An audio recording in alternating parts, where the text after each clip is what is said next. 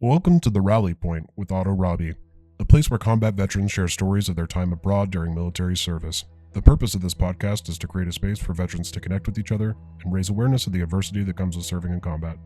Thank you for listening. My name is First Sergeant Retired Joshua Bernier.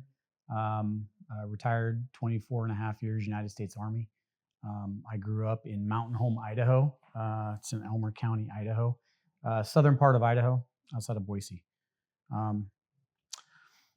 Great childhood. I came from a single mother and a household with my little brother Charlie, and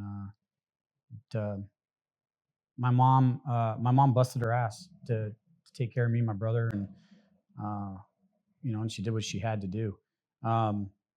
Because of that, I had to work a lot when I was younger, just to kind of like help myself out with school supplies and clothes and things like that. So I started working in the farms and fields and stuff in the area in southern Idaho. It's a big hay farm area, running cattle and stuff like that. I learned pretty quickly how to bust your ass. That a dollar doesn't come that easy. And I can't kind of think that was about the time that I started to realize that if I was going to do something bigger with my life than that small town, I had to find a way to kind of get out of it. So that's kind of where the military came in. The town that I lived in, Mountain Home, Idaho, it's actually outside of a very large Air Force base. It's a Strategic Air Command base, a SAC base. And that base was responsible for 36-hour operations around the world to deliver nuclear payload wherever it needed to be. And so a lot of the kids that I grew up with in my high school and such, a lot of them were Air Force brats. And so I was kind of around the military quite a bit growing up. And even at the time when I played high school football, we shared a football field with the Air Force base. And so we would go out to the base after school to go practice on the practice fields out of the base. And then we would also practice in town. And it allowed the Air Force kids to be close to home after practice and allowed us to be close to home after practice. And so it was a really good introduction to the military. When I would see the daily goings on of the Air Force base, the parents work, because in the Air Force, it's shift work, and a lot of them work different mids and graves and early shifts and all that stuff. I thought that's how the military was. They didn't really do PT or anything like that. So I was like, this isn't a bad way of life. And so as I was growing up, I kind of had some ideas about joining the Air Force. But come to find out, the Air Force and the Army are very different in that respect. So, so I graduated. I think by 1997, I was a new senior in high school, and I started talking to the recruiters at that point. Never had any interest in Marine Corps. Navy wasn't really on my radar either. I wasn't a big swimmer. But I was talking to the Air Force guy pretty seriously. And so got with the Air Force recruiter. And one night he said, hey, we're going to go to MEPS, take some tests, see how you do, because our school didn't do ASVABs that regularly. And so we all got together one evening, and we all hopped in the van, and we went up to Boise, Idaho, to go take the ASVAB exam. And he said, hey, when you get done, we're going to come out here, just come outside, and the van will be ready to take you out, and we'll be good to go. So anyway, I got done with my ASVAB test. I came outside the building, and there was no van there. Everybody was gone. Apparently, I was one of the last people to take the test. And so I'm like trying to figure out how the heck I'm going to get a ride home. And this was before the whole cell phone era. So I'm like kind of figuring out where a payphone was. And I see this van, it's idling, and I go talk to this guy and see if he knows where the closest phone is. Turns out it's an Army recruiter. And he's sitting in the van. He goes, hey, man, do you need a ride home? And I said, yeah. He asked me where I was going. He's like, yeah, I got a couple other people that are going to be out here in a minute. They're going the same way, so you can just ride with us. And I said, all right, cool. So we hop in the van, and on the way out of town, he goes, hey, you guys hungry? And we go, yeah, we're all hungry. And he's like, all right, we're going to stop at McDonald's. And he holds up this card and goes, government's paying. And so we go into this McDonald's, and he buys me a Big Mac, and I kind of wrote that one. So it turns out I ended up joining the Army over a Big Mac over the Air Force, which was a terrible idea looking back on it. But anyway, that's how I joined the Army. And at the time, when I talked to the recruiter to pick my job, this was obviously before pre-internet.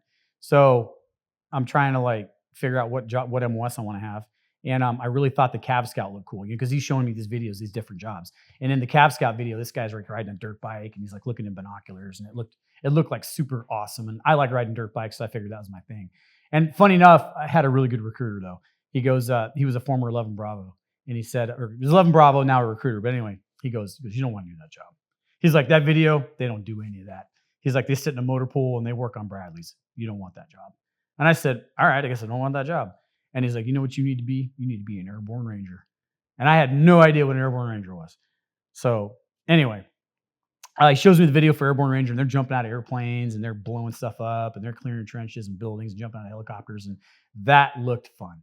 So when I went down to MEPS, I signed an 11X contract for Ranger Indoctrination Program. It was called RIP at the time. And that was that. And I graduated in 1998, and I left for basic training 2 weeks later.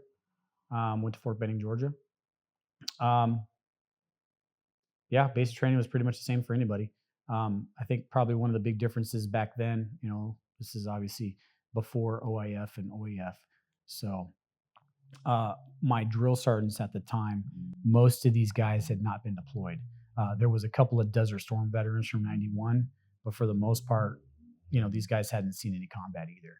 And so, they were acting hard and they did the good hard game and we did all that. But,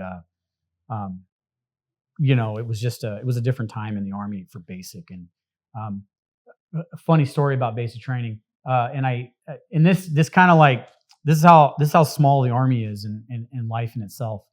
My job that I work now, I work with a lot of retired military people.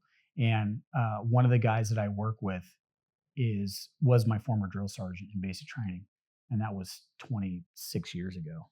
And so anyway, I was telling a story to him the other day. We were talking at work, BS, and I go, hey, you remember that one thing in basic training where it was this exercise where a 113 tank would drive around in a big circle, and there was a hole in the ground on the track. And when the tank disappeared around the corner, you were supposed to come out of your hide position, run, jump in the hole, and you had an AT-4. And when the tank came back over, you were supposed to duck in the hole. The tank would drive over you. You'd pop out of the hole, and you would take your AT-4, do all the exercise you did to open the sights up. You take your shot, and it fired this little 22 cartridge out of the round, so it signified that you had taken a shot. And then you were good, and you would leave. And I go, you know what's crazy? I was like, because my son's in the Army now, and he's an infantryman. And I asked him, I go, hey, did they ever do this exercise where you like, jump in this hole and a tank drives over? And he goes, no, they would never allow anything on that unsafe. And I was thinking back, I was like, actually, that was a really good exercise. I don't know why they don't do that anymore. But anyway, my buddy Joe, my old drill sergeant, he was like, yeah, they got rid of that like 10 years later because too many people got hit by tanks. So, sometimes I think maybe they should probably bring that back. But, basic training wasn't that hard for me. I came from farm and ranch life. So the road marching and all that, it was easy for me. And, and I was putting on weight at that time. I was really skinny when I came in. I was probably 110 pounds. And by the time I think I got out of basic training, I was probably around 140. So put on a little bit of mass. And after that, I graduated. And then went down the road to Airborne school. At that time, you went directly to Airborne school, and you had to graduate Airborne before they would let you in a RIP. Nowadays, they don't do that. Too many kids were joining the Army on a RIP on a Ranger contract, and they would go to Airborne. And after they graduated Airborne, they would quit RIP first day. They just joined just to get the Airborne job. They didn't want to actually go the full distance. So, but back then, that's how they did it. So I went to Airborne school. Airborne school was a lot of fun. Learned a lot. Went straight through. Didn't get hurt or anything. And then, after that, I waited around. I was stuck on rear D. The Ranger candidates were kind of backed up for a couple of weeks, and so I was stuck on rear D at Airborne school, waiting on my slot to go to regiment to try out for that. And it's kind of funny. I got on this detail when I was in Airborne school. When you go to Airborne school, you got to run these certain miles every week to continue in Airborne school. And they start you out like 2 miles, and then do 3 miles, and then do a 5-er. And while you're running in formation, counting cadence. You can't be more than an arm's distance away from the person in front of you. And if you get told by the black hat, too many times that you're too far away from the person in front of you, they'll yank you out of formation. They'll throw you on the truck, and that's a wrap. You're out of airborne school. And so my detail I got stuck driving the truck and picking up all the fallouts. And that was my first, over my career in the Army, I went to a lot of schools and I saw a lot of people that didn't make the cut. And I even failed a couple myself. But at that time, I was 17. I was seeing these people that were failing, that were getting kicked out of airborne school, and they were like having an emotional moment about it. It was like the end of the world. And to me, it was easy. I didn't have any problems with it, but to them, it was like, for some of these people, you got to remember, not all these people were out of basic training. Some of them, this was part of their re-enlistment. They would re-enlist to go to, like, say, Fort Bragg or Italy or something like that. And that was all contingent. The MOS, the job, the assignment, everything was contingent on them graduating airborne school. And to fail airborne school was to basically renege on your contract. And so if you reneged on your contract, if you didn't meet the qualifications for that contract, you went back to your old MOS for the amount of time that you re-enlisted for. For some people, that was not a good thing. So it was very emotional for some of these people. And that was when that was kind of an eye opener for me, that these instructors have a standard and they're not gonna alleviate from that. They're not gonna shift from that standard. This is the way it is, and either you make it or you're out. And so that was my first kind of school that I saw that. Yeah. So anyway, I went down the road to So this is a good one. When I was reporting to RIP at that time, RIP was ran by a specific cadre. You weren't assigned a Ranger regiment yet until you graduated RIP. And one of the first tests, gut checks for RIP, is the Ranger instructors, they show up and they got all these buses, right? And these like flatbed trucks for all your baggage. And you're supposed to be in your Class A's and your jump boots. And they show up and they do accountability and they inspect you and say, all right, you're good to go. And they say, go ahead and move out there towards the buses and form up outside the buses. And you form up outside the buses and they say, all right, take your baggage and put them on the flatbed truck. And they put them on the flatbed truck. And then they tell the buses to go away. And they say, all right, regiment is that direction, down this road, this way, that way. We're going to have an we're going to have a regimental leader who's going to lead you there, and we're going to run. In Class A's, in jump boots, we're running. And they take off. And it's not like 9.5 minute pace. It is like 7.5 minute pace. This dude took off. And he's in his BDUs at the time. We're all in Class A's, and some of these dudes were not prepared for this. And so we took off, and we probably got 300 meters down the road, and there were dudes just like, yep, I'm good, I'm done. And there was a flatbed truck following us. And they were like, all right, get on the truck. And I don't remember how many it was. It was probably a company's worth of soldiers, about 127 or so. And I think by the time we got to the green fence down there at the RIP compound, at the RIP barracks, we were probably already down to like 50 at that point. So that was the first gut check. And then after that, you just go to Cole Range and you do all your runs and you do your shooting and road marches and you do a night jump and land nav, and they break you off, and then you get assigned to a regiment. So I graduated. And at that point, I was 11 Bravo. So for those of you that don't know, when you come in the Army, you come in as 11 X-ray. And 11 X-ray is basically, you're an infantryman, but you're not assigned a specific MOS. You can either be, at that time, it was either 11 Bravo, 11 Charlie, 11 Hotel, or 11 Mike. The Charlies are mortarmen, Bravos are regular infantrymen. Your Hotels were your anti-tank guys, your tow guys on Humvees, and your Mikes were Bradley infantrymen. And so I got picked as 11 Bravo. And I was fine with that. So anyway, I got assigned to 3rd Battalion, 75th Ranger Regiment, ACO, Bad Mothers, and was with those guys. And I stepped on my crank. I got in trouble, alcohol-related incident, did some really dumb shit. And I was probably with them about 90 days, and I got sent down the road. I got what's called RFS, Release for Standards.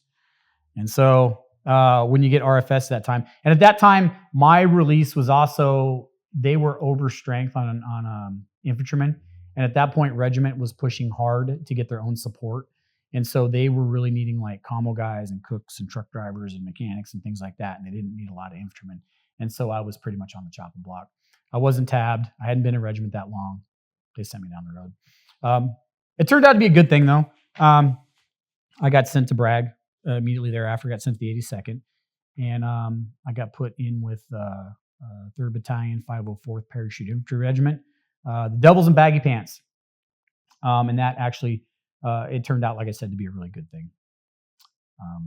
And this was by this time, this was the end of '98, beginning of '99. Still an interesting time in the Army.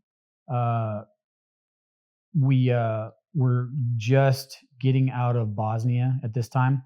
Bosnia just ended. My platoon had just come back from Bosnia, and I was supposed to go, and then that kind of got nixed, and I ended up going to Kosovo at that time. The Kosovo War. So by '99, the air campaign was going on pretty heavy. They were bombing. If you don't know anything about Kosovo, Kosovo was ethnic Albanians were basically being genocidally killed by Yugoslavian Serbians. It was basically they were trying to clear out the area of Kosovo out of Albanians so that Serbians could move in and take over. And it was mass genocide. Mass graves everywhere, ethnic cleansing at its finest. It was a shit show. And so at the time, President Clinton was in office, and he said, "All right, once the bombing campaign is over, we need to start pushing the Serbians out, and we need to get ground forces in there." And at that point, they brought in the 1st Infantry Division with armor, and they brought in the 82nd Airborne. Interesting thing about that deployment was the lead up to that deployment. We did a lot of like straight infantry tasks, clearing buildings, clearing trenches, battle drill 6, urban assaults, all basic combat tasks. When we got to Kosovo, it was none of that.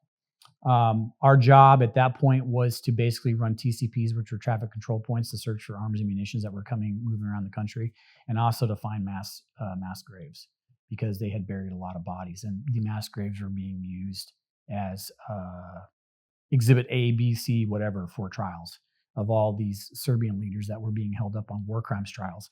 And they needed the evidence for it. So every day we were living in this village called Letnica, and it was like 60 miles outside of Camp Bonsteel and outside the city of Urosevic. And every day we go out. We lived in this church. It was crazy. We lived in this church. It was a Catholic church that was something like 200 years old. And it was the first church where the Black Madonna not Black Madonna. It was Mother Teresa at the time. It was the church that she worked in, that she received her calling by, a higher power to go serve the world. And this was the first church she was at. And so anyway, we lived in this church. We set up a patrol base out of the church, and we operated out of there 24/7. Our supplies were delivered there. Some got airdropped, some got delivered. It just depended on the weather. And we did combat patrols out of there every day. And we would walk around the mountainside doing patrols, and we would look for great signs of like fresh dirt. Sometimes we get shot at. It was really random, though. It was really sporadic. They had some dude that was running around the mountains. They called him the Mad Mortarman. And this guy would just randomly pick a couple of mortar rounds and he'd drop them on us, and then he'd run away, and we never really found him. I think one of the more memorable moments about that deployment was we did this big clearing operation in the valley that the church is at the top of the valley. It was this long valley. It was like 10 miles long. And so we spent 2 days going through houses, and it wasn't like a kick your door down type of operation. It was more of like a cordon and knock, where you knocked on the door. Hey, how you doing? You got any weapons? Can we come take a look? And, for the most part, we pulled some weapons out of there. And like I said, this was in '99. And so, at that time, late 1999, Y2K was going to happen, right? And people were freaking out. Everybody, if you remember Y2K, it was when the year 2000 was going to hit, and everybody thought the world was going to end because the computers and the TVs and all that weren't prepared to deal with the year 2000 on their formatting. So we were sitting on top of the hill waiting for midnight to hit from 1999 to year 2000. And the second that midnight hit, the whole valley erupted in rifle fire and grenades. Like everybody was out celebrating. They were shooting guns in the air and blowing stuff up. And I remember my platoon leader, he came out of a hooch out of our CP, and he said, well, I guess we're going to have to do another clearing operation because we didn't clear nothing apparently. So yeah, that was a crazy deployment. We found some mass graves, and they sent some NATO investigators out, and took pictures and all that. One of the saddest parts of that deployment, though, was my weapons squad leader in my platoon was a guy named Staff Sergeant Frank Ronghi. And Frank Ronghi was kind of an eccentric NCO and was considered a real hard charging ranger. One night when we were doing a TCP towards the end of the deployment, when you do a traffic control point, you basically stop cars, have everybody get out of the car, search it, do your thing. And it's not real hard to do. It's pretty easy. We had a couple of really squared away team leaders. They kind of took over, and Staff Sergeant Ronghi said, "Hey, I'm gonna go take a dump. Take a number 2. I'll be back in a little bit." This guy disappears for like an hour and a half. He comes back an hour and a half later, and he grabs up one of the new Joes, one of the new privates that was with me, and he goes, "Hey, I need your help. I need you to grab your U-tool out of your rucksack and help me."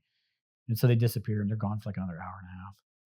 And they come back an hour and a half later, and the private is just like, his face is like white. He's just like, doesn't want to talk, doesn't want to say nothing. And everybody's asking him like, "What's going on? What's going on?" He's like, "Oh, nothing. Don't worry about it. It's nothing." And Staff Sergeant Ronghi at the time was just like nonchalant about the whole thing. Well, come to find out, Staff Sergeant Ronghi, that night that he snuck out on his own, he went to a local village's house and he kidnapped a 7-year-old little girl, and he took her down to the basement of an abandoned school and he raped her and he smashed her head in with a rock, and then he needed to bury the evidence, and he didn't have an E-tool. So he went back to the TCP, grabbed that private, grabbed an E-tool, buried the evidence. We didn't know anything about it. We got back to the FOB. We rotated back for R&R a couple days later, and that private was starting to have some the private was involved in that was starting to have some real issues. Like he was fucked up over that. And so his squad leader, a different squad leader, came and talked to him and said, "I think you need to go talk to the chaplain." And so he went and talked to the chaplain, and the next thing I know, this whole frenzy of shit happened, and the first sergeant got called, and they got together a couple of Humvees, and they drove out to the area, and then they discovered the body, and then they called the MPs, and Ronghi got arrested, and they put him in a local jail cell. Well, where they screwed up was our platoon was responsible for guarding him in his jail cell until the NATO thing was going to happen, and they were going to figure out who had legalities to deal with this guy. And one of the soldiers, he took this super, super, super bad when he heard about what happened, and he got put on guard that day in charge of Staff Sergeant Ronghi. And he slipped a hand grenade in his pocket, and he went on guard, and he threw a frag into the jail cell, and somehow Ronghi lived. He got wounded, but he lived. And that kid got arrested, and it turned into a big shit show. And then we, sorry, just sometimes I think about that, it just blows my mind. We redeployed back to Fort Bragg, and about a month later, me and a couple guys that were on the TCP that night, we got called. We had to report to the battalion commander, and they did like an overnight flight. They sent us back to Germany. We went to Germany, to Nuremberg, and then that's where this NATO wars crimes trial thing was going on there at the time. And we were sat in there, and I gave 2 minutes of testimony. And then after that, they flew me right back. I was in Germany less than 48 hours. And yeah, Kosovo turned out to be a real shit show. My battalion commander got relieved over that. I don't think his career ever recovered from that one. And obviously, as a battalion commander, you don't have a lot of oversight on what individual soldiers are doing. But when you're the leader of an organization like that, it falls in your lap. And he took it, and he didn't ever try to make excuses. He just took it, and yeah.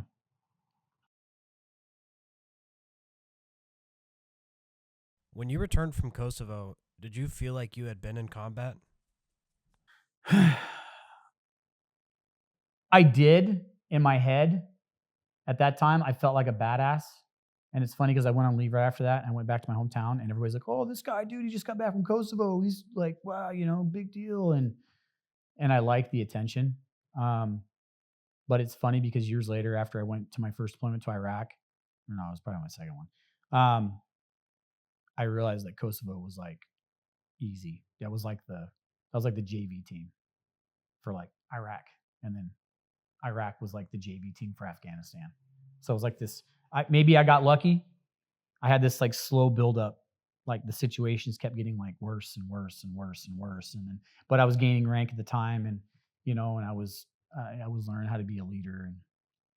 But Anyway, yeah, thought I was cool. Looking back, yeah, Kosovo was way easy. That short of the incident that happened with Ronghi and all that, yeah, I thought I had seen it all at that point. Right after that deployment, this was like into 2000, going to 2001. I actually ETS out of the Army. I got out. I did my time, and I thought life was going to be awesome, and I was going to go back home and get a great job and do cool stuff. And didn't really turn out to be that way. I went home and I married. I was married at this point. I married the love of my life, my high school sweetheart. Still married today, 25 years. But we got married and we had 2 kids. That's where I really screwed up. Should have had kids while I was in the Army. They would have paid for it. Instead, I was out of the Army and I was in the National Guard at the time, and I didn't have any like real good insurance, and so I totally ate those bills. Those followed me for a long time. But anyway, I got out of the Army, and then come around 2002-ish, I'm in the Guard. I'm doing the part-time deal in the Guard, and Guard kind of is just like, wasn't really getting much out of it, and I was kind of sort of thinking about going back in the Army. I was working as a welder in a welding shop, and I was going to college, a couple classes here and there, and it just kind of felt like I was spinning my wheels and wasn't really doing much.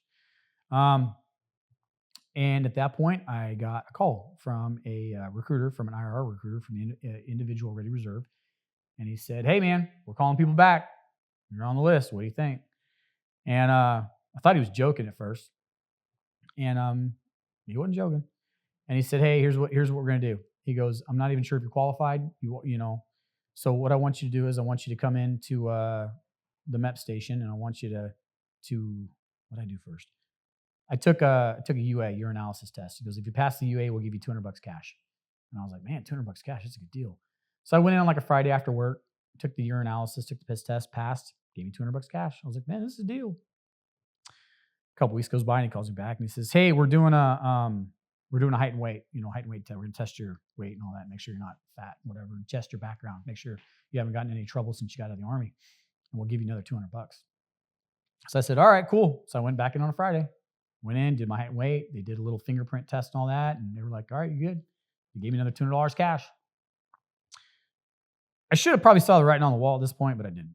I was watching the news, and they were kind of sort of talking about Iraq at this point. And this was right after September 11th that happened, because I kind of thought I was going to get called back for September 11th, but that really didn't happen that way. Instead, it was kind of this slow buildup was going on. So I got called back again a couple weeks later, and they're like, "Hey, come do a PT test at this local high school, and if you pass that, we'll give you $400. And I said, "I'm in." So my run wasn't that fast, but it was still good enough to pass. And you only had to have like a 70% to pass at this point, or 60 or something like that. So anyway, I went in there and I did the PT test at the local high school and passed that, and they gave me $400 cash, and I was like, "Heck yeah!" Then after that, a couple weeks went by, and I got a letter in the mail, and they said, "Hey, you're supposed to report to your local processing station because you're going back in." And I was like, "What?" So I talked to the wife about it, and at this time, right, apparently I didn't find out about this until later, almost 10 years later, that they had called back something like 175,000 people for the IRR, and only like something like 4,000 actually showed up. And they didn't do anything. Like, they didn't report them. They didn't, nothing came of it. So I was talking to the wife, and she said, "You know what? Maybe this is the change that you need." And so I reported back to MEPS, had my little bag in hand, and they sent me to Fort Leonard Wood, Missouri. I went to Leonard Wood, and I re-processed back in the Army. Had to go back through MEPS, or had to go back through the Adjutant General Battalion, where you get your dog tags, your uniforms, and all that stuff. You get your haircut and everything. But because I was prior service, they put me in something called the prior service platoon. And the prior service platoon was just a bunch of dudes like me that got called back, and we're kind of just waiting on our orders. So every day we'd show up for formation, and they'd have us like rake leaves and mow, do whatever. And then they'd pretty much release us by like 1,400 every day to screw off. So I was just kind of like sitting there minding my business, and I was still watching the news this time, and I realized this Iraq thing is probably going to happen. And so I get my orders, and I'm thinking I'm like going to go to some high-speed unit getting ready for the invasion. And I go to Korea. And Korea was not what I expected. I really thought I was going to go to like the 101st, 82nd, something like that. I'm a high speed dude. I got some rank. They bring me back in as an E4. No, I got sent to Korea.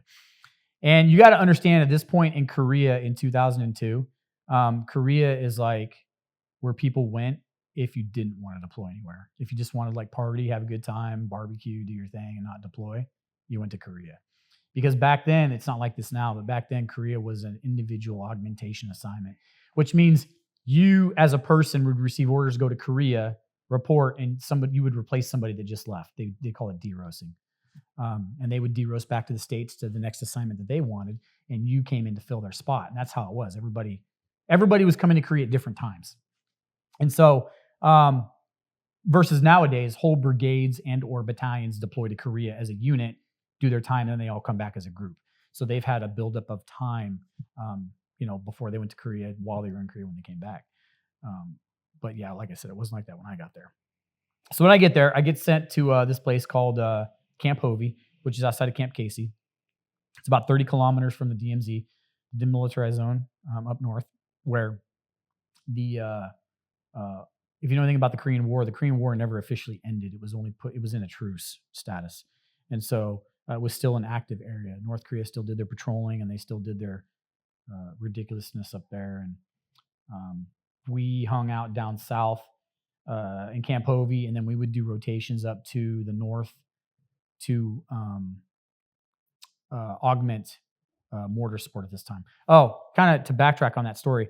When I came back into the Army the second time, when I was in the National Guard in the state of Idaho, where I was residing at the time, they did not have 11 Bravos there. So when I went into the Guard, I was made an 11 Charlie, which is a mortarman. And at that time, it was just basically a piece of paper got signed, a colonel approved it, and you were just automatically went from 11 Bravo to 11 Charlie. Versus, what you were supposed to do is go back to Benning, get certified to the mortar square, and then they would approve you to be an 11 Chuck. Well, that didn't happen for me. So anyway, when I came back into the Army and got sent to Korea, I sat down with the counselor for like 10 seconds. And he said, "Hey, I see that your primary was 11 Bravo, your secondary is 11 Charlie. What do you want to come back in the Army as?" And that was probably my most life-changing moment right there. And I said, "I want to be a Chuck." And that was a big decision. I didn't realize how big that would be later in my career, but it was a big decision. So I came back as 11 Charlie. When I got to Korea, I got assigned to 19 Infantry Manchu, part of the 2nd Infantry Division, and we were on Camp Hovey, and we were an armored task force that was responsible for securing the DMZ in the event that the North Koreans ever decided to come south. So that all kind of leads into like my deployment stuff, because like I said, when you got sent to Korea at that time, Korea wasn't a combat deployment. Korea was like a forwardly deployed deployment where your families couldn't come. And you were there for a year to do your time, and then you would rotate out. And at the time, before Iraq and Afghanistan, Korea was the priority for supplies and equipment, because if they thought if anything was going to crack off in the world before 9/11 or before OAF, they thought Korea was going to be the place it was going to happen. And so Korea was the priority for everything. Well, during the lead up for Iraq, and we didn't know Iraq was going to kick off just yet, we started to notice that we weren't getting as many supplies. Vehicles weren't getting maintained as well, and a lot of them were deadlined and they weren't working great. And so we were still expected to go do our missions and our training and all that in Korea with equipment that was not so great. So yeah, we went up to DMZ a bunch of times, rotated up there and pulled those patrols and did that. And the crazy story about that. I remember we were sitting in the DFAC one morning. This is late 2002. And some reporter comes on. I don't remember where. It was like out of New York or something. We were there eating chow in the morning at the DFAC. This reporter comes on and goes, "Elements of the 2nd Infantry Division of the 2nd Brigade Combat Team are going to be deploying to the Iraq Theater of Operation to support, the invasion of Iraq and blah, blah, blah." And we're like, everybody I remember like in the DFAC just stopped. And they're like looking at the TV and we're looking at each other. Did that dude just say that we're all going to Iraq? Because nobody had mentioned anything about this. And so all of a sudden the rumor mill just explodes. Everybody's like, "We're going to Iraq, we're going to Iraq." And the battalion commander hears this and he goes, so he has this big formation in the motor pool and he brings everybody in. He goes, "I will be the first to tell you that nobody from this unit, I have not received any word that anybody from this unit is deploying to Iraq. So I want to squash all those rumors right now."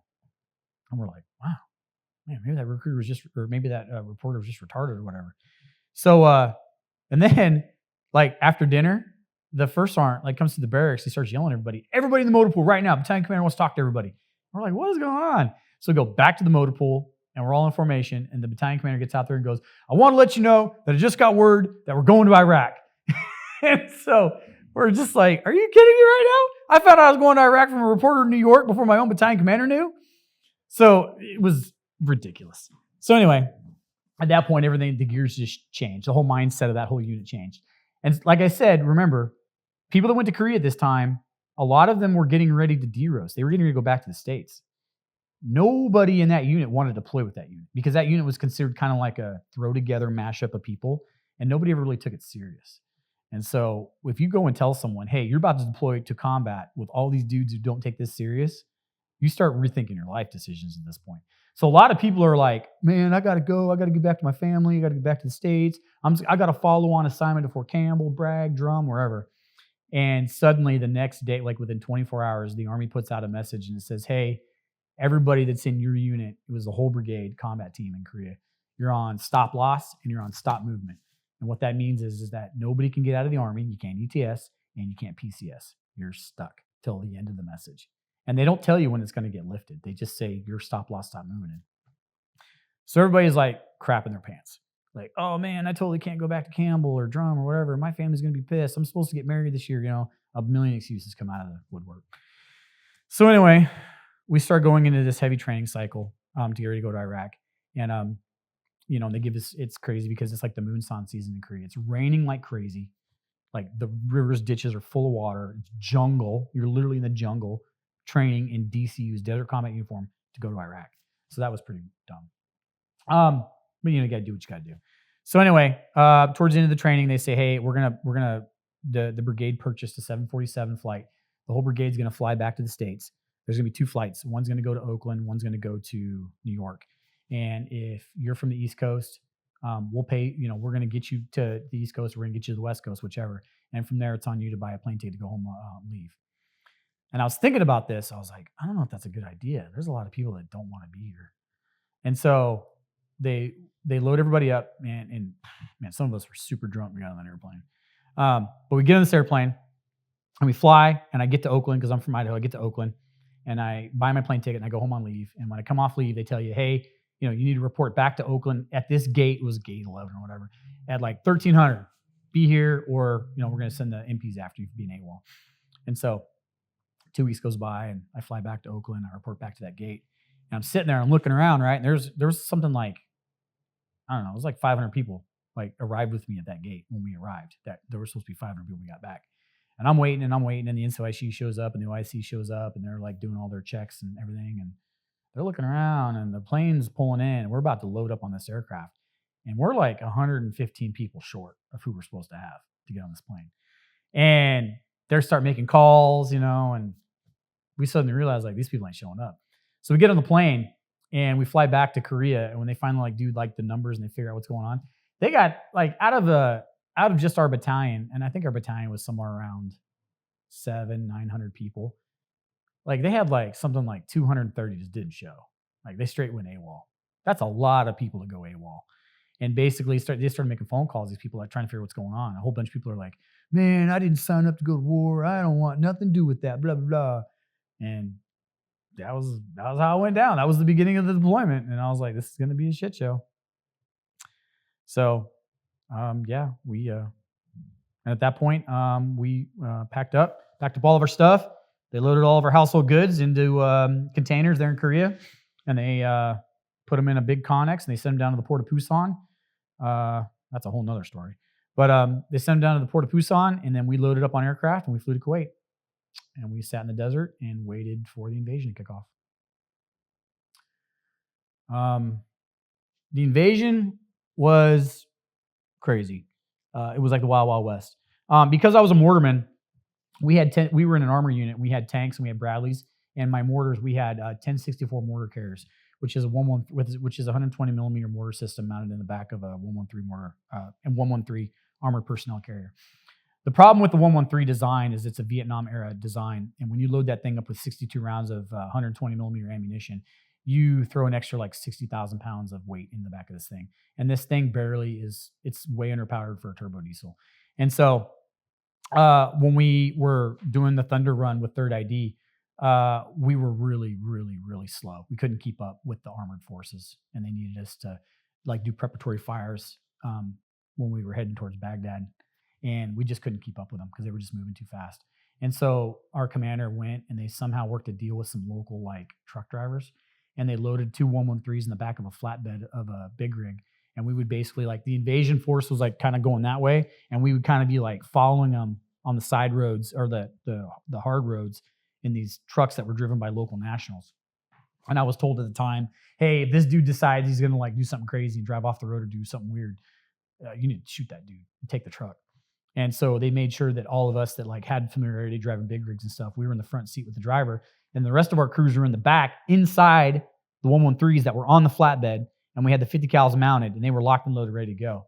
And the plan was basically if this went south, we were supposed to like pivot sideways, drive off the trailer, and do what we could do. But yeah, that's how I got to Nasiriyah, was in the flatbed. And then by the time we got to the outskirts of what would later be Baghdad International Airport, BIAP, at that point we offloaded the VIX, and then we pulled mortar support. The invasion was only like 90 days long. And at that point, we just kind of just sat. We pulled mortar support out of BIAP, doing indirect fires into the city for a little bit here and there. Mostly I fired a lot of illumination, a lot of loom rounds to support the other stuff that was going on at that time. And then we chilled, and we sat there for probably a couple of weeks.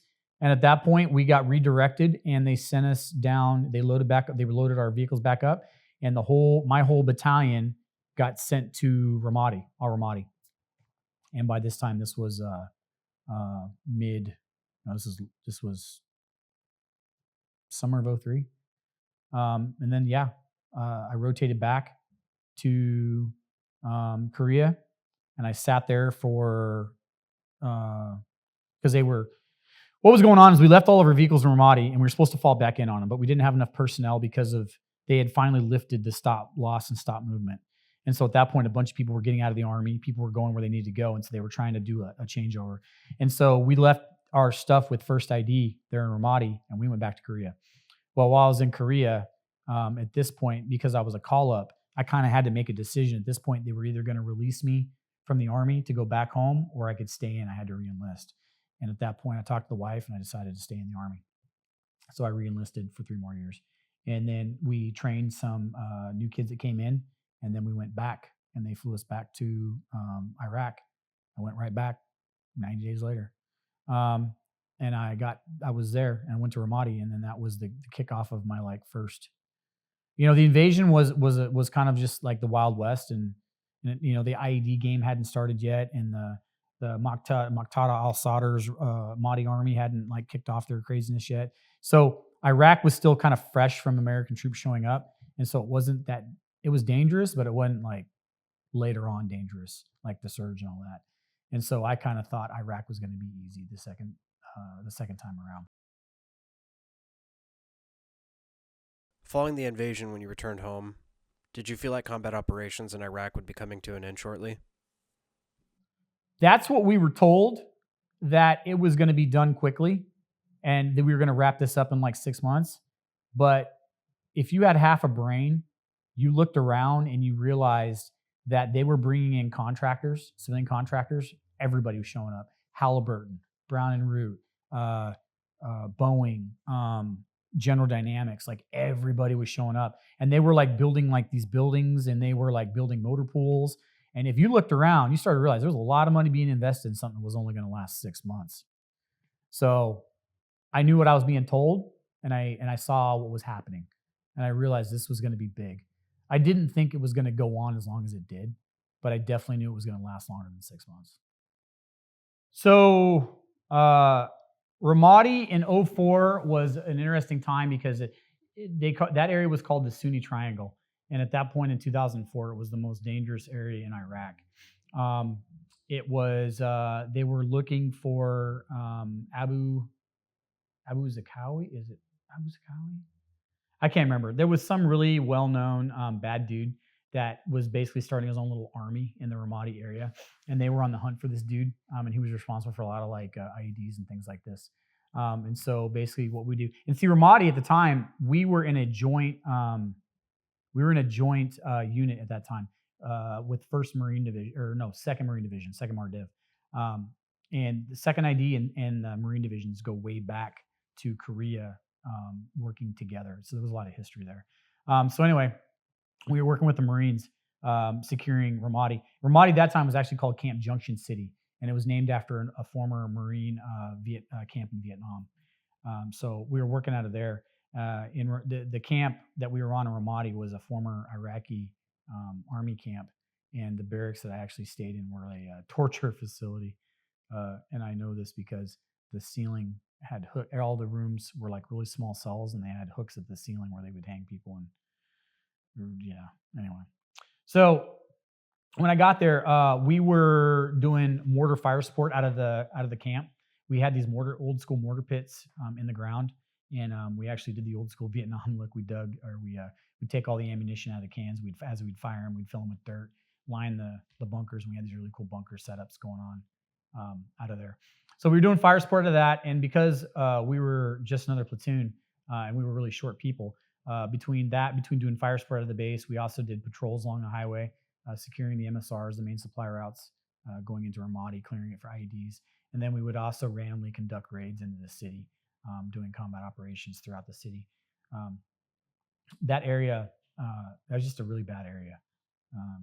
The back gate of Camp Junction City, the Marines owned that gate. And there was, at that time, there was a really well-known incident that was going on. There was a foreign sniper. They didn't confirm at that time if he was Iraqi or not, but this dude was taking pot shots at the back of the gate, and he was really accurate. He was taking headshots at Marines that were working this back gate, and he was killing dudes left and right. And so we started setting up operations with our Bradleys to use the sighting system on the Brads to try and locate where this dude was. Turned out later, this guy was he was some Chechnyan dude that was on hire, and this guy had a really interesting technique, which was later copied by the Beltway shooter in Virginia and Washington, D.C. years later. This guy he ripped out the back seat of a taxi, and he would lower the rear taillight or the license plate of the car, and he would lay in the back of the car with SVD Dragunov, and he would take those shots, and he'd only take one shot, and it was the only one he needed.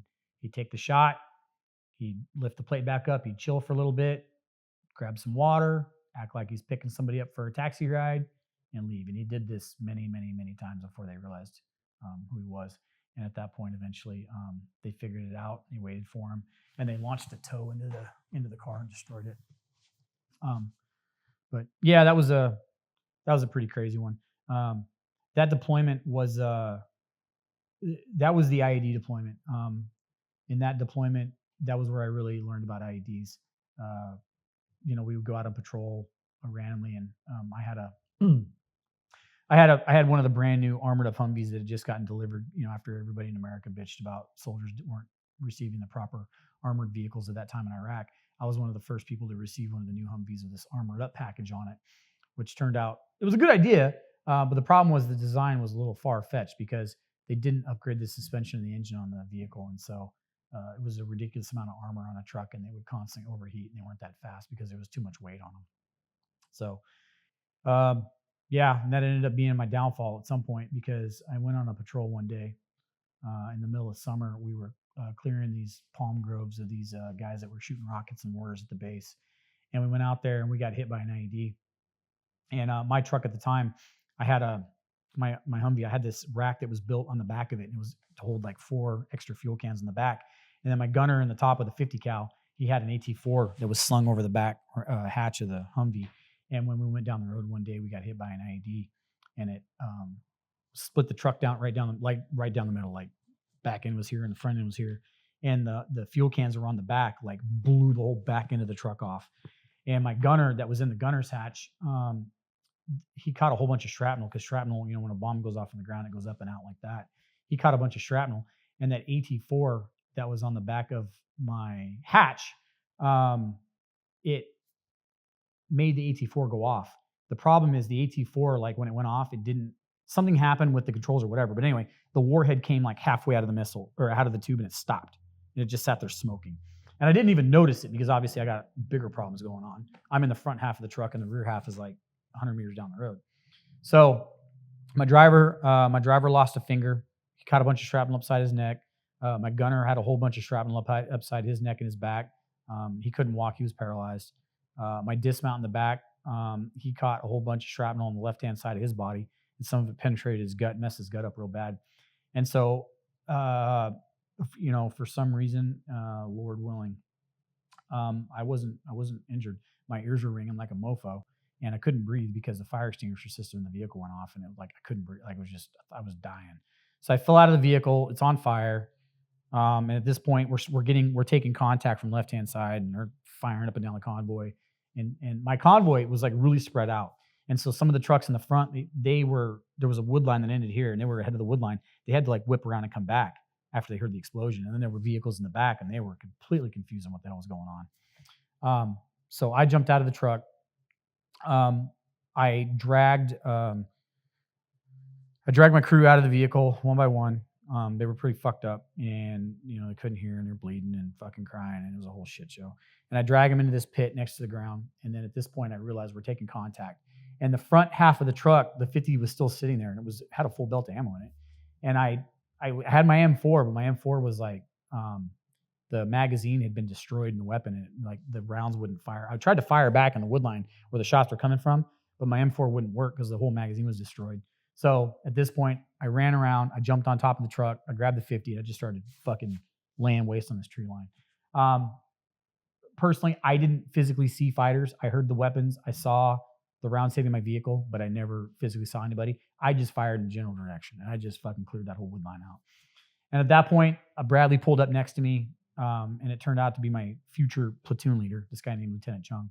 He pulls up next to me, and he's like, "Sergeant, get off the vehicle. It's on fire." And there's this huge fire, and I've got fucking flames around me, and I'm just doing the whole Audie Murphy fucking brrr, just like fucking doing whatever I can do. And like every like 5 seconds, the 50 would jam because the ammo box with the belt of ammo in it, it had shrapnel that hit it, and random rounds or links in the belt were fucked up. And so as I would shoot, the gun would go, ding, and I'd pull it, ding, and I kept just doing this nonstop, doing it nonstop. So I went through the whole belt of ammo. And then anyway, the QRF showed up. Loaded my guys in the back of FLA, got them out of there, waited around for my Humvee to get picked up. They had to send a crane out there, and it got picked up in 2 parts, and they put it in the back of a flatbed. And I got back to the base. My guys were in the ER. They were getting emergency surgery done, and they got flew out to LSA, a place called LSA Anaconda. It was a Marine base where all of people, when they were going to leave theater for serious injuries, they went to Anaconda. Anyway, I went down to the hospital. I saw them, collected up all their SI, escorted them to the aircraft, and they got medevaced out. And I can remember on the walk back from the hospital back to my barracks room, I'm covered in mud. I smell like fucking shit. Like I got soot everywhere. My shoelaces are burnt off. I'm like having a bad fucking day. And I looked at the sky, and I just sat there and I stared around, and I just started fucking crying. And in my adult life, I've probably cried maybe half a dozen times, and I fucking bawled the whole walk back to the barracks. And I don't, just thinking about that now is, good thing about the story, they all lived. All those guys lived. They had some serious injuries, and all of them got medically retired from the Army because of that incident, but they all lived. And I think probably I cried because I was fucking unscathed. It was a goddamn miracle. Yeah. So funny side note about that truck. When I got that truck, my daughter at the time had been born right before I deployed to Iraq. And so on the turret of the Humvee, I wrote the name. My daughter's name is Mackenzie, and I wrote Mackenzie's Mayhem on it, right? And I put like the I for number 1. A month or 2 later, I get a new crew, get a new vehicle, and I write Mackenzie's Mayhem 2 on that one. And 2 patrols out, I get hit by another IED. And it fucking blows the the rear tires off the truck, and the truck's all fucked up and mangled. And it's sitting in the maintenance bay.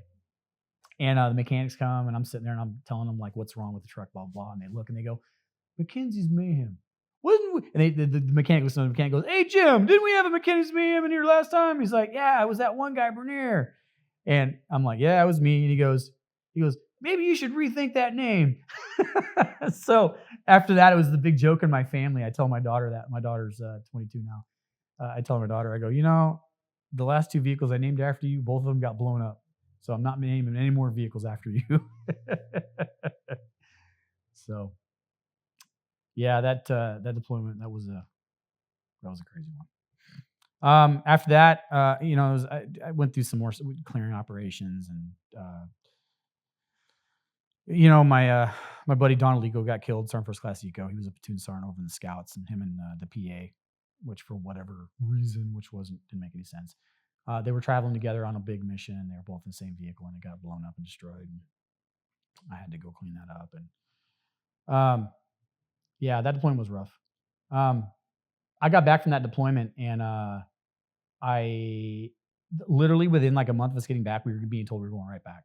We were supposed to go to Baghdad this time, and somehow I got on recruiting orders, and I didn't like the idea at the time of being sent packing because the boys were about to go back down range, but it turned out it was probably a really good idea because I had a lot of shit going on in my head after that, and I did a lot of dumb shit right after that deployment. Basically, the whole like, thank God I'm alive type stuff. I should be dead type thing, and my marriage almost suffered because of it. But recruiting kind of helped me get back on the straight and narrow. And I got lucky. I went back to my hometown to be a recruiter, and it helped out a lot. So, at this point, this is so I was recruiting from 06 to 09. So in 09, I get orders to go up to to Fort Lewis. I get orders up to Lewis. So I head up to Lewis in 09, and the second I hit ground, deploying. Units already deployed. I'm like a month behind them. So I go through a whole bunch of pre-deployment stuff, and I get sent downrange with them. The 09-010 deployment wasn't that crazy. That was kind of the back end of Iraq at this point. It wasn't. We were teaching Iraqis like mortar skills, and we were like running an NCO academy for them and teaching them like master breacher stuff with explosives and things like that. That whole deployment, I probably only, like the whole 12 months I was there, I probably only saw like 3 serious incidences, and they weren't even really mine. They were just things that happened to other people.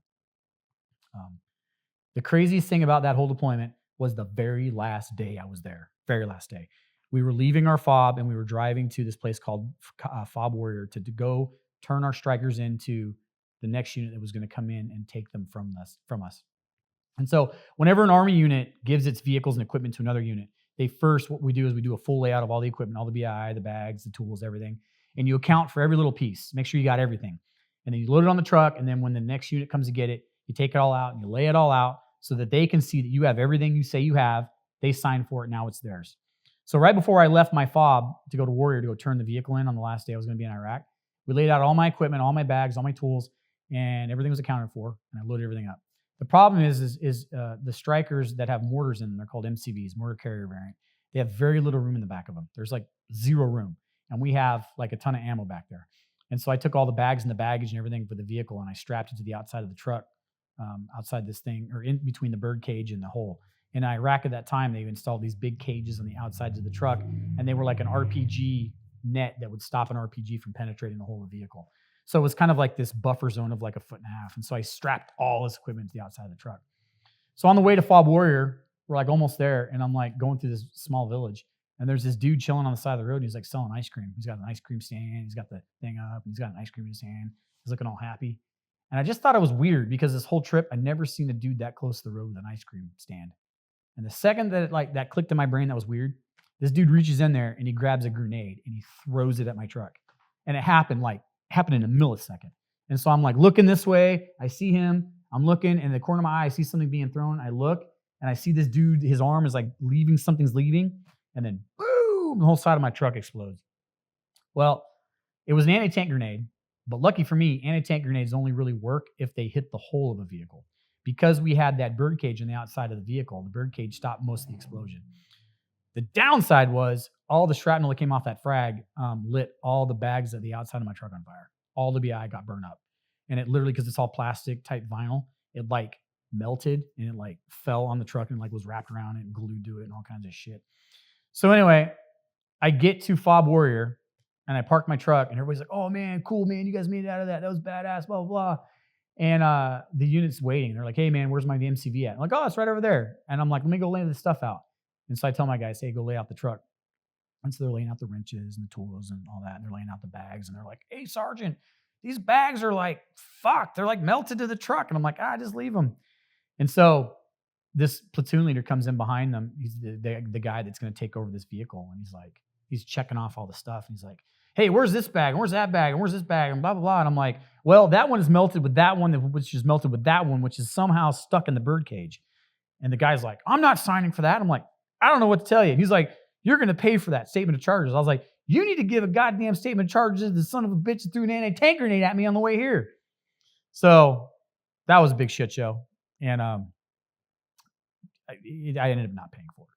But I left that guy with a bunch of burnt shit in a truck that was lucky didn't have a hole punched in it. So yeah, that was 09, 010. That was I got really swole that deployment. I did a lot of lifting. Now I'm fat, but I got big on that one.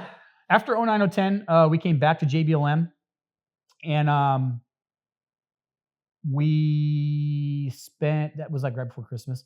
Then 2011 comes around and we get told we're getting deployed again.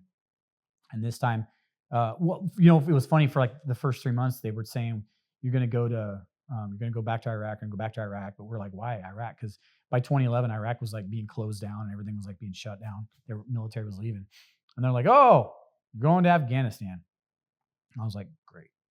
So at this time, when we were getting ready to go to Afghanistan, they were telling us we were going to do something called VSO mission. At the time, that was supposed to be Village Stability Operations, and that was where they would inject infantry squads into local villages to help chill out the Taliban threat in the area and make it safer for the people to operate. And you were usually partnered with like an ODA team, an Operational Attachment Alpha Green Beret team, and you're supposed to work with them and support the village and all that. For some reason, that got nixed towards before we deployed, but that's what we were training to this whole time leading up to that event. And then we get to Afghanistan, and that's not what happened. I got sent to, when I got to Afghanistan, I got sent down to replace a guy who got wounded. Originally, we arrived in Kandahar, and then the whole battalion got stretched in a place called the Horn of Panjwai in southern Afghanistan. The Horn of Panjwai is the home of the Taliban. It's where the Taliban started. And it goes from Kandahar north all the way down to the very bottom, and it's this boot-looking shape. And to the right, or to the west of you, got what's called the Registan Desert. It's called the Red Desert, and it's the creepiest desert you've ever seen. It's like the brightest red you've ever seen in your life. And then there's the Panjwai, and then there's the Arghamdah River Valley to our left. And the Arghamdah River Valley was another hot area that the Marines fought a lot in. And so they were in the Arghamdah, we were in the Horn. And when we got sent down to the Horn, that place had a very different dynamic of fighting ground. It wasn't Iraq. There wasn't a lot of urban areas. There wasn't tall buildings. It was mud huts. It was buildings literally built out of mud with these mud walls around them. And the big business there was agriculture. And they liked to grow grapes.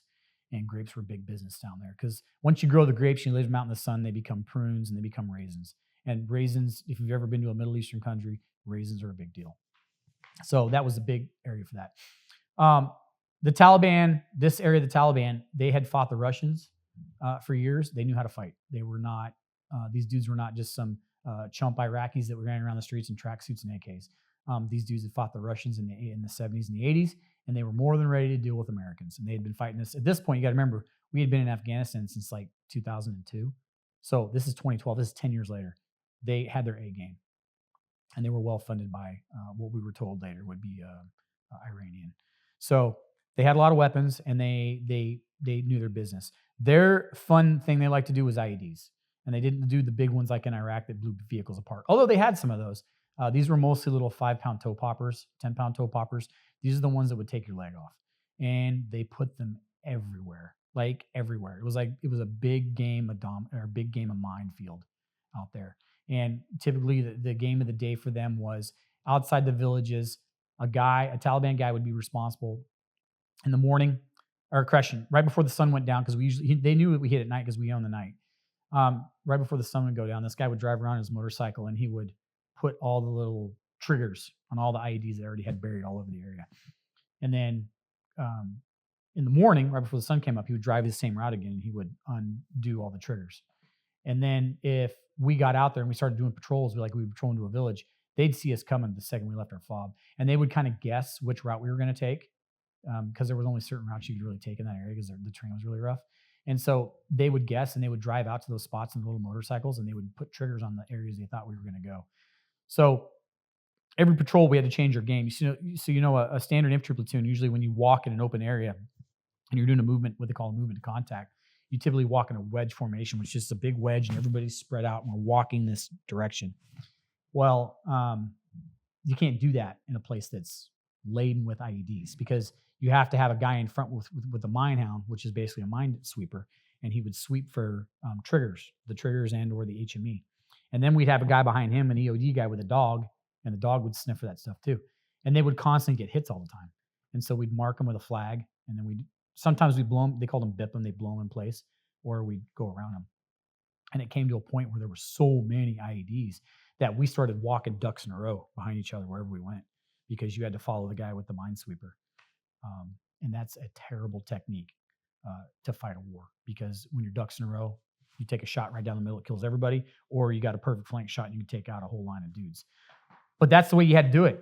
And one of their little favorite tricks they would do is they would fill a whole area full of IEDs that they knew we were going to come down. And then they would purposely put IEDs in places we would take cover. So the first skill you learn as an infantryman is that if you hear a shot being fired at you, you get down, you take cover. You find the best cover concealment you can get. These guys would purposely mine those areas of cover and concealment. And so what they would do is they would wait till we got to a certain position that had like a dirt mound here and a dirt here and a rock wall right there. And they would mine all that, just that area. They wouldn't mine the route. They would just mine the areas that we were going to take cover in. And so they take the shot, we'd get down, we'd move to cover, everybody get killed. And so we learned that pretty quickly. And so what we started doing was they take a shot at you, you immediately stop because that's the only area that you know is clear. And you get down and you lay in the exact spot you're standing in because that's the only thing you can do. It's a terrible way to fight a war. A lot of people got hurt. A lot of people got wounded because of that.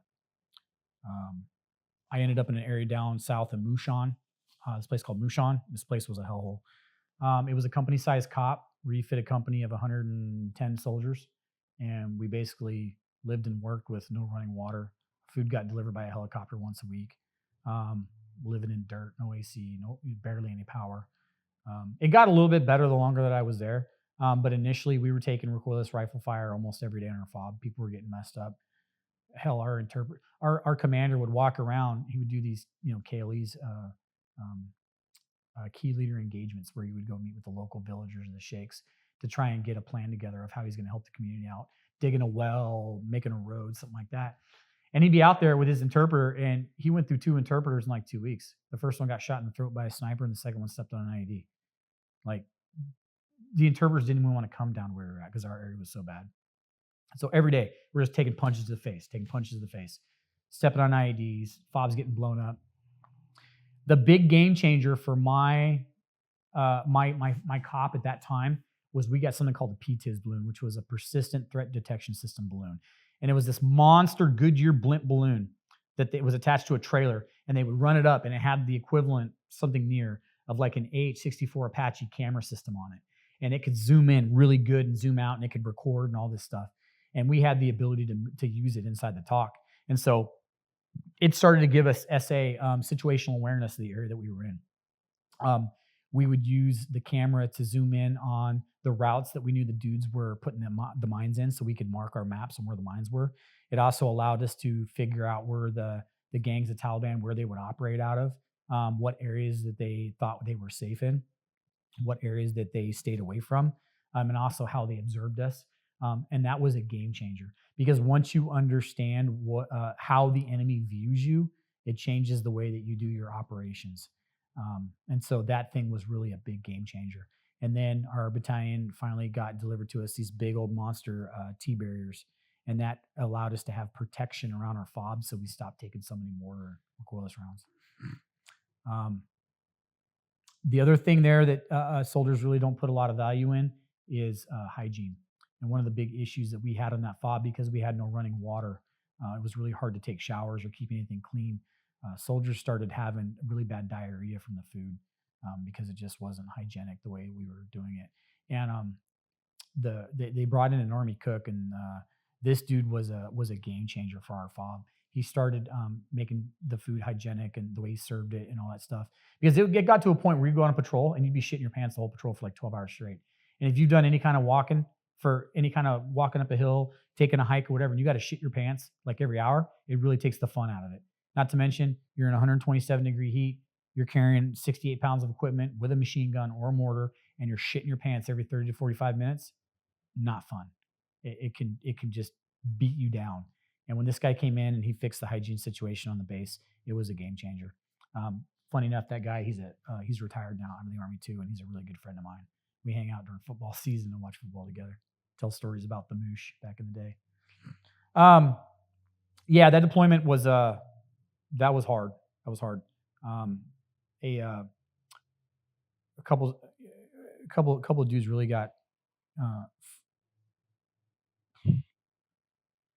that deployment. We had 100, like I said, we had 127-ish soldiers on that COP.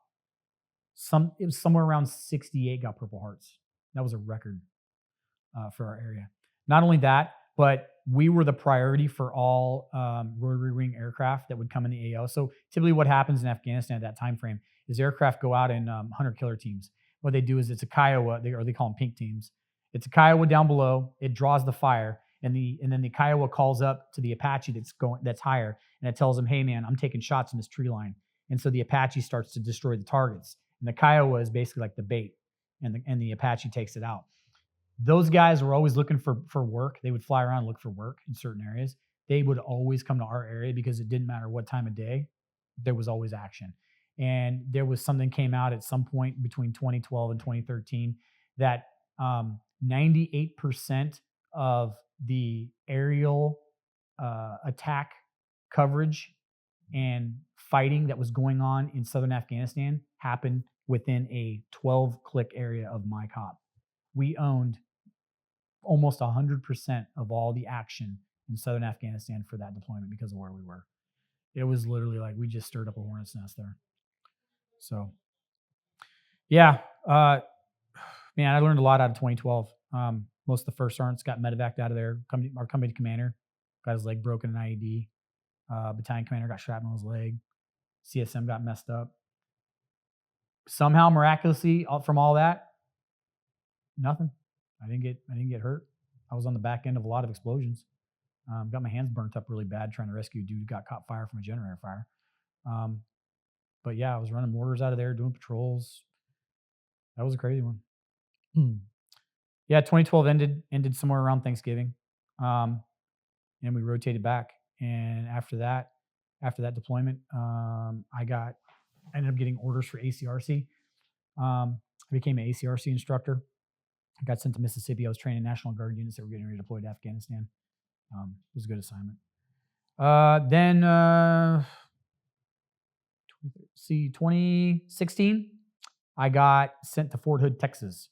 And the second I got there, I got deployed again. I went to 3rd CR, 3rd Cavalry Regiment, another striker unit, and I took over a mortar platoon. The regiment had already deployed. Once again, they were already fully deployed. They'd been there about a month after I had arrived, or a month before I arrived, they'd already left. And the mortars were waiting on certification for Pathfinder operations. We weren't going to be used in a mortar capacity for that deployment. We were actually being task-orged to an aviation unit from 1st Infantry Division that was operating out of Bagram, and we were going to be their Pathfinder company. So back during the Vietnam War, every aviation unit had an infantry platoon that was assigned to it, and it was there to provide security, to assist in whatever they needed to help them continue their mission. They kind of got rid of that during the 90s, and then Pathfinder companies kind of did their own thing, and then eventually the Army started to phase them out by the mid-2000s. So we got brought on, we got assigned to this aviation unit out of Bagram, and we operated as Pathfinders. And basically what our primary job was, we had 2 CH-47 Chinooks that at any time were assigned to my platoon. And within a 30-minute notification, we had to be airborne, flying to any kind of an aircraft crash. We also did ARF duties, which was Aerial Reaction Force. and our job was to secure the crash site, help the victims, prep them for medevac, and then prepare the crashed aircraft for either destruction or sling load to get the aircraft sling loaded out so it could be repaired. And that deployment, we were pretty busy. Our first real incident in 2016 was like around Christmas time. They had a UAS, an unmanned aerial system. It was one of the big ones. I can't remember the name of it at this point. But it's the big one that's armed, has Hellfires on it.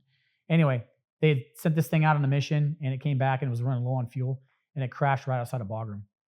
And obviously, you can't leave a multi-million-dollar aircraft with a bunch of missiles still strapped to it outside the wire. So ran up the aircraft, we flew out to it, and we had these big chainsaws. And our job was to cut the aircraft, or crashing. We took an EOD team with us too, because the first thing we did is the EOD went to the aircraft, they took the missiles off of it, and they packaged them so the missiles wouldn't do anything. At that point, we drained the fuel out of it, cut the wings off, and then we would position the Chinook up to the, it was a Predator. It was a Predator. And we took the Predator and we hooked, there's a winch inside of a CH-47, just like a winch like on a Jeep. And we'd run the winch all the way out with the aircraft running, run it out, hook it up to the front of the nose of the aircraft, strap it, and then they would drag the main body up into the aircraft. And then we would grab the wings we just chopped off, and we would load the wings in, and the EOD would load up, and we flew back. Yeah, that was our first like big mission, was a Predator that went down. Loaded the Predator in there. And then the next one was they had an F-16 that went down right after takeoff, right outside the base too. Had an F-16 go down outside the base. And at that point, we had PJs with us too, the parajumpers from the Air Force, pararescue. They went with us on that one because that is their primary duty, is to rescue pilots. And so they went out with us. They grabbed the pilot. They flew back. We secured the wreck until the Air Force could bring out another helicopter, and then we helped the Air Force guys sling load that aircraft, took that back to the base. Right about that time, this was, it was like I said, it was like around Christmas time. They were doing this big 5K run. It was like some sort of a commemoration run or something was going on Bagram. And I was actually planning on going on this run. I want to go do this run on Bagram. And they got this long stretch on Bagram, on one side of Bagram. It's called Route Disney. And Disney's this main road that's like 5 miles long. It's a straight road. And everybody was supposed to meet that morning at like 6 a.m., 06, down by this hangar. And we were all going to get these like shirts to wear and stuff. And anyway, my bus I was supposed to ride on to get down there that day, that bus was like having mechanical problems. So I couldn't go on the run, which turned out to be a good thing, because an Afghani that worked on the base had somehow snuck in a suicide vest, and he blew himself up right in the middle of Disney, right as the run was about to start. The only thing that saved it from being more there was a couple casualties. It was a contractor and a couple military people that were killed. But the only reason that dude never got to the run location was because his boss that day saw him walking towards the formation on the street and said, "Hey, you have the day off. What are you doing here?" And the guy freaked out and blew himself up too early. So got lucky on that one. And then I'm trying to think of another major incident, that deployment. That was a really fun deployment. It was very risky, but it was fun. We were flying all the time. We started to employ aerial sniper platforms. We had sniper platforms that were mounted out of UH-60s. We'd go out there and practice shooting and all that. We'd do a lot of sling loads and just did a lot of flying that deployment. Got to hang out with a bunch of SBS guys, the Special Boat Service from the UK. We'd fly out to a base that they owned outside of Bagram. It was their own little private shooting range. We'd land the helicopters there. We'd take them some goodie bags with like socks and cigarettes and dip and stuff in it to them. And then they would give us a couple of Tata trucks to take out, these little beat up Toyota pickups. We'd drive them out to this little range that they had set up with iron targets, and we would just go ham, shooting machine guns and mortars and just blowing the shit out of everything. Yeah, that was a fun deployment. And that's the crazy thing about that deployment too at Bagram was when we eventually gave up Afghanistan and the Afghanis took it back, they were flashing a bunch of footage from Bagram Air Base, and I was seeing all the places that I used to live at, and it was kind of crazy. Looking back on that and thinking about all that, stuff that the Afghanis took back. Yeah. After that deployment, I rotated back to the States. And at that point, I had already been a platoon sergeant for too long. and my sergeant major wanted me to put me in staff running S3, and I didn't want to do that. And so I was looking for another job. And there's this big joke when you're on Fort Hood that once you get to Fort Hood, you're never leaving Fort Hood. And so I was trying to find a way out, and I was too old to do SF or anything like that. And I was thinking maybe I should try for the SFAB. And the SFAB at that time was the Security Forces Assistance Brigade.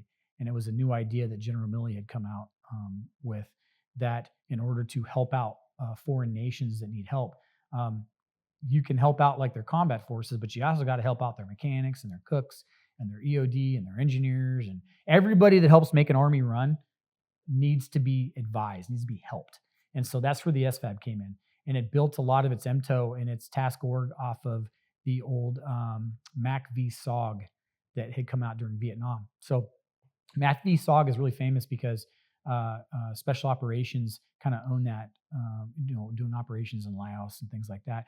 But Mac v SOG actually stood for Military Advisors Command Vietnam, Studies and Observation Group.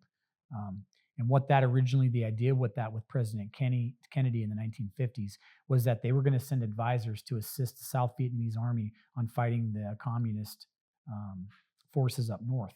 And how they did that was American advisors would go and advise them on how to fight, how to resource themselves, how to fix themselves, and all of that. And eventually that kind of transition, special operations got involved, and then it went down a whole another path. But that was the original start of military advisors. And so we kind of used some of the old field manuals and technical manuals from that stuff from Vietnam, and we applied that to the building of the SFAB. Because you got to remember at that time when the SFAB started, we had no manuals. We had nothing to go off of. Advisors hadn't been doing really anything like that specifically in many years. You had MIT teams in Iraq and Afghanistan, but it was different. It was a thrown together group of people that weren't specifically trained for that task. It was really kind of a half-hearted effort to do that. So this was a group of specialty people. And they were very specific on the recruiting of it. They wanted senior NCOs and officers, specifically E6 and above, that were KD complete, that had already done their squad leader platoon sergeant time, and also officers that had already had PL time as well as some company time. And the requirements were that you had to be deployed. You had to have been deployed at one point. You had to be in shape. You had to be deployable. You had to have pass the Army physical fitness test at a higher standard. You had to do a road march. You had to sit in front of a board. They were very specific in their hiring process, and so that first batch, they got the best and the brightest. I worked with a very good group of officers and NCOs. We all came together, and we started preparing for our deployment. And we got told we were going to Afghanistan. So we started focusing on Afghanistan and what we were going to do there and our MOS skills. And at that point, the funds were just rolling in. So they were sending us all kinds of schools. They sent me to driving schools and shooting schools, and they sent me to SEER school and all these other schools. And I really had a good time leading up to that deployment. Then we deployed, and we ended up in Logar province at a place that used to be called Fob Shank. Fob Shank was one of the largest bases in eastern Afghanistan at the time before it closed down in like 2015, 2014. And they gave it back to the Afghani army. When we got there, we took over a place called Dalkey. And Camp Dalkey was the airfield portion of Shank. It was big enough to land C-130s and also had a capability to store rotary wing aircraft. And so when we got there, it was just a dirt pit with an airfield. There was nothing there. So we're living in tents, bumming it up. There was a ODA team across the way from us. And we started getting in with our local Afghani partners. We started flying. They called it fly to advise at the time. Because at this point, by 2018 in Afghanistan, all the roads were black. You weren't allowed to travel on the roads anymore because of the ID threat. And so we had to fly everywhere. So we would fly to an A&A camp, meet with the commander, talk about how we could help them. And he would take us on a tour of the base, and we'd meet with the mechanics and the cooks and the medics and the engineers and all that. And we would help them out and see what their problems were. And then we'd come back, meet with our commander, go over all the assessments, and then come up with a game plan in our short window of time, what we could do to help them. And we started doing that back and forth. We were flying to advise all the time. One of the major, it was a couple, but one of the early things that happened on that deployment was we were doing a fly to advise on a CH, and the CHs they were rotating through, they were just getting beat up, just so many hours. And my CH ended up we lost hydraulic pressure coming in to land on an A&A camp, and the helicopter actually took there's a term for it, I don't remember. It's an unplanned landing, and we ended up landing really hard. Right about the time that we were getting ready to land really hard, the A&A camp had just taken a mortar round. So I'm thinking as they're getting ready to like basically crash this aircraft, that we're gonna like, the second we land, we're a target. And so I jump out of my seat. I'm getting ready to like figure out. I'm looking out the window and out the back ramp, trying to figure out where we're gonna take cover. And the second this thing burns in, and the aircraft bounces hard, like we hit a really hard piece of dirt, and it bounced so hard, like I heard a crack in my hip, like I was not doing so hot. And so the aircraft bounced real hard, and it landed, and then they shut down immediately. And we all jumped out of the back. We ran, and I'm like finding like low ground, getting my team like spread out to like find cover. And there was nothing. Like they just stopped. There was no mortar fire, no nothing. And so we're just like sitting there like, well, shit, this is gonna be a long day. So we went and talked to A&A, did a little meeting with them. My hip's killing me this whole time. And the aviators are saying, hey, we might be able to fix this. So we hang out overnight with the aircraft. We set up blocking positions around the aircraft. We dig in. And that night we took some sporadic rifle fire, mortar fire around the aircraft. And the next morning they flew out the parts that we needed. And these mechanics came in. They came in, they fixed the aircraft, and then we flew out. About 3/4 through the deployment, September 3rd of 2018, we were doing this. We were doing a KLE with a local Afghan general, and my sergeant major and my battalion, my squadron commander at the time, they would usually come out and do these meetings with this Afghan general, and we would go outside the base into the old fob shank, to this big meeting building. And typically, what would happen during these meetings is the Afghan general would have all of his aides around him, and we would have the sergeant major and the squadron commander, and then me and a couple other soldiers would be like they called them guardian angels, and we would basically just be there to, in case something cracked off or whatever. So we would keep all of our kit on, but usually we'd sit in the back of the room, kind of out of the way, try to make ourselves kind of hidden. The most thing we would do is we take our Kevlar off, to show respect. So anyway, the squadron commander and the sergeant major are sitting there, and they're having a little meeting. Squadron commander has to leave, so he takes off. Our squadron commander has to leave, he takes off. And the sergeant major gets invited. The Afghan general says, hey, we're gonna do lunch. I got this lunch set up. Why don't you come with us? My battalion sergeant major's like, yeah, okay, let's do that. And so the sergeant major, at this point, the general says, hey, there's no AC in that room. If you want to take your kit off, you can. I don't know why he did it, but the sergeant major, he took his kit off and he walked out, and he was transitioning from one building to another. And one of the general's aides was dirty, not a good dude. He rolled out of the alley with an RPK, and he lit up my sergeant major, and he killed him. Put just a strip of 7.62 through his chest. And at that point, I ran out of the building. The dude was gone at this point. There was nobody to shoot at. He bounced. We got the sergeant major,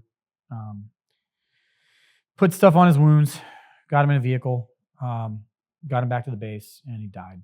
He was dead by the time he got there. Got with the squadron commander, and he said, hey, the general's been blowing my phone up. I got to go talk to him. So we got with the squadron commander, and we went back over to Fob Shank to talk to this Afghan general. And he takes us over to the motor pool, and they open this container up, and this dude's in there, and he has gotten the shit kicked out of him. Like, he's fucked up. He's about to die. And the general says, that's the guy that did it. We caught him. He was trying to jump the fence. That's the dude right there. And he's like, look, I'm sorry. I don't know who this guy is. I don't know how he got into my staff, but he looks at my squadron commander, and he's got this pistol in his hand. He looks at him, he shows him the pistol, and he says, if you want to kill him right here, it's good. Inshallah, it's good. And my squadron commander, he seriously he stood there for a second, and he looked, and he looked at me, and he goes, I can't do that. And he looked at me, and he goes, we got to go. And the general goes, I understand. We'll take care of it. We turn around. We started leaving the fob. We were walking back to our vehicles, and I heard a pop inside of a Connex, and I didn't look back. And Command Sergeant Major Timothy Bulliard. He did 28 years in the Army. He was getting ready to retire after that deployment. And that was a rough way to end that deployment. And Went back to Benning, and after that, I got promoted. I reported back to JBLM, and I took over the job as I ended up being an infantry first sergeant, and I ran a couple companies and did some more rotations at JRTC and all that. But that was a hell of a way to end my combat time in the Army. That one hurt a lot. He was a good dude. Me and him, before that whole incident happened, we used to sit and, like I said, when we got to the COP, we had nothing there. And we had these empty buildings that the Afghans had left alone, and we had a whole bunch of plywood. And the sergeant major had called his wife at the time, and she mailed a bunch of power tools.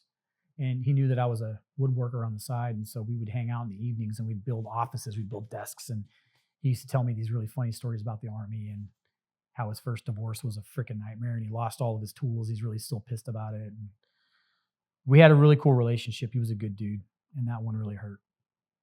I lost a lot of friends in the Army over the years, some to combat, some to their personal demons. This is just my opinion, but I feel like the combat ones hurt more because it wasn't their choice. When you don't have a choice, that sucked. I was actually, I initially didn't want to get out. I didn't want to retire. I was actually selected to go to the Sergeant Major's Academy, but COVID happened. And when COVID happened, I was working at the 7th Infantry Division. I was the HCD, I can't remember, headquarters division. Anyway, I was the division first arm. And you basically work directly for a 2-star general, and you control his staff and make sure his staff does what they're supposed to do. So the interesting thing during COVID was, they started making everybody get the jab for the COVID shot. And a lot of people didn't want to get it in the Army. And it was initially it was voluntary, and then it became mandatory. And they basically had some pretty specific rules that you couldn't be a leader in the organization without the shot. So I went and got the shot because, I'm a soldier. That's what I do. I took an oath and I was going to stick to it. Some people didn't have the same opinion. So they started kicking people out that got the shot. And a lot of people wanted to fight it. And I started having a lot of people that worked on the CG staff that were being very douchey about it. And so I literally every day was in these battles dealing with these people. And it was just wearing on me and wearing on me and wearing on me. And I just kind of made the decision, I'm done. And so at that point, I submitted my retirement packet. It got accepted. I started my retirement process. I was very lucky because there's a thing in the Army called the ACAP. No, not ACAP. It's called the CSP program, Career Skills Program.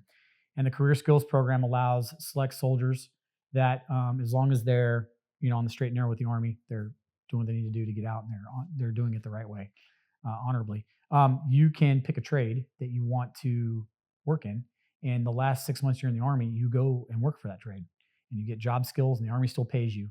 But you're still a soldier. You still got to pass PT test, drugs, all that. You can't do any of that stuff. You still got to get your hair cut and all that other things. But you work for an employer. And so I found an employer that I wanted to work for. It turned out it was a local hot rod shop that was near me. And for my whole life, I've always been interested in automobiles. And I built a business over the years doing welding, structural fabrication, and automotive restoration. And I got really good at doing rust repair and floor pans and trunks and paint and wiring and engines and all that stuff. So anyway, I talked to the boss that owned the place and said, hey, man, there's a CSP deal. If you sign off on it and the Army signs off on it, I can come work for you for free. Well, I got talent, and he's not having to pay for me, so it was a win-win. So I went and I worked for him for the last 6 months, and it was wonderful. It really allowed me to slowly transition out of the Army. The final day, when my final ETS date eventually arrived, I had to clean up, shave, do my thing, put on my Class A's, and I went to a retirement ceremony, which was really awesome that the division held. And I was very fortunate that I worked with some really cool people in division, and they put together some really nice awards for me and a real nice plaque and, my awards and my career, that my family was there to see the end. That's the way you leave the Army. And, that hip injury that I had from the Chinook crash a few years prior, They tried to med board me out because of that injury, because it stopped me from being able to run as fast and to keep up with a lot of the younger soldiers. And I fought it and I fought it, and I used some means, some legal, some not so legal, to stay in the Army a couple more years, because I wanted to leave the Army on my terms. And that's exactly what I did. Um, you know, this is my personal belief, but I think a lot of soldiers that when they get out of the Army and a couple years later, they they start to have a lot of problems. Um, some have suicidal thoughts, some have a lot of depression, insomnia, and things like that. I think some of that is due to not leaving the Army the right way, or the way that maybe they should have, with more respect, um, with maybe more of their friends, their family kind of involved in the process of them leaving. A lot of soldiers, when they just do one or two enlistments, their ETS date gets nearer and nearer, and they're so excited, and they build up this thing in their head about they're going to go back home and they're going to kick ass and take names and go to school and get a job and get their life going. They don't realize that a lot of the fiber that the Army built in them, and the friends and the relationships that they made while they were in the Army, they're going to miss that. And they're going to miss it a lot. They don't see it in the moment because they're so caught up in the moment of leaving the Army, and they're in such a hurry to do it, that they don't realize that it's going to come back around. And I spent 24 and a half years in the Army. I miss it every single day. Um, you know, uh, I don't miss it enough to go back to the BS, the garrison BS. But I will tell you right now that if Uncle Sam called and said, we're getting the gang back together and we're going to go back to Iraq or Afghanistan or somewhere else, and we're going to do our job, I'd be the first one lined up to do it. I might not be able to run as fast, but I'd do it. The Army, to me, was one of the greatest things I ever did in my life. And my family, though sacrificed a lot during my career, an Army family is special. And what I mean by that is, when you're in the Army and you have kids, and you're in for such a long time, and you're constantly PCSing every 3 years around the country, around the world, you don't have your family going, like, you don't have your friends and your like extended family going with you. It's just your core. It's like your kids, like your son, your daughter, your baby, whatever, your dog, your cat, and your wife, and you guys are on this grand adventure, and you're going to go somewhere where you don't know anybody. And so you've got this core, and your family's really tight because all you have is each other. And when you do that, as long as I did that, that family core becomes very, very tight. And so tight that even though my kids today are all moved out of the house, we still try to get together as much as possible. We talk daily. But the Army is such a part of my family that when my son, when he graduated high school and he didn't know what he wanted to do, we had briefly talked about the military. I had no point ever pushed that, because honestly, I didn't want him to join the Army. I would have rather him done anything else. But he gravitated toward the Army, and now he's in the Army. And the friends that me and my wife have made over the years, they've been our lifetime friends. And it just, it's in our DNA. Yeah, it's every day that, not every day, I should say. There's a lot of days that I sometimes feel like, that I'm not important anymore. That maybe, because when you're a senior NCO in the Army, people look up to you, and everybody asks your opinion, and what you say is gold. People put a lot of value on what you say and what you do, and that the eyes are always on you. So you have to be very judicious on like your PT and your shooting and your marching and your reciting, whatever it is, the history of the unit, whatever it is that you got to do. You're the expert. You're the subject matter expert, because you're the first sergeant in that company. Then when you get out of the Army, you're not important anymore. Like, nobody's like looking at you for advice, or unless it's your friends or your family, right? You're not that guy anymore. And they tell you when you're processing out of the Army, and you go to those ACAT meetings and all that, they say that some people have an identity crisis. I can see that. I felt it slightly. I still feel it from time to time. Um, I my current job has me working with soldiers daily, and that helps me a lot. I think that's kind of part of my therapy is I still work with soldiers as a civilian now, and it keeps me close to the Army. And for me, that's really important. And the only reason I say this is because I have friends that didn't, they were only in the Army a couple years and they got out and they were out for many years. During my career, they would constantly reach out to me and call me or FaceTime me or whatever. And they would just want to know how my day was going, like what I was doing. And it wasn't really that they cared what I was doing. They just wanted to feel close to the Army, even if it was for 10 or 15 seconds, because I know that they missed it. And I'm the conduit at which they can still feel like they're still connected to it somehow. And so I understand why people have problems when they get out, and I think some of it is related to that.